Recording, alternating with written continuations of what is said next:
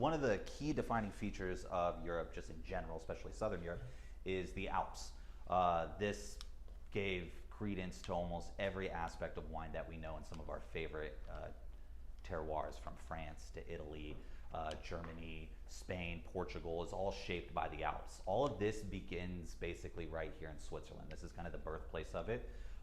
We'll get into it a little bit later, but this is where the African and European tectonic plates met and created some of the largest mountains in the world, this huge, incredible range. And Switzerland is just this small, tiny blimp right in the middle of all of it. The unique geology that was kind of formed created this incredible, diverse array of microclimates all across Switzerland. So people usually think that Switzerland is just cold and you go skiing, and in the summer there's flowers for some reason, and then it's snowing again, right? But in reality, we have multiple different biomes and distinct climates in such a small country, and the soil composition changes dramatically. There's two, I don't have a picture of the map right now, but there's two areas. There's the Valais in Switzerland, which is a prominent wine growing region, and then Le Vaud, which is another prominent.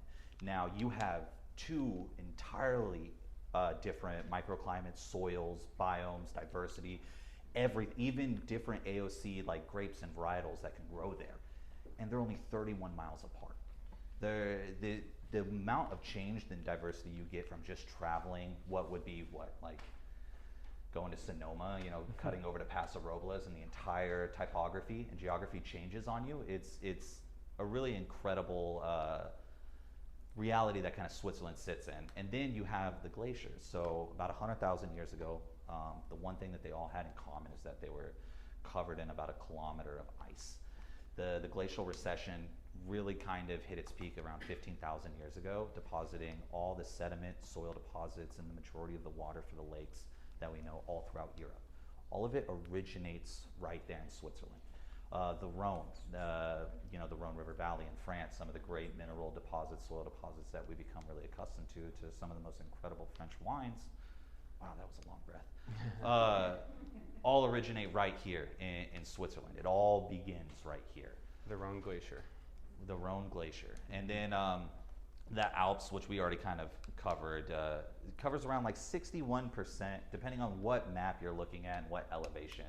It varies between like 58 to 61% of the entire country is just mountains. It's uninhabitable. There's nothing really growing there.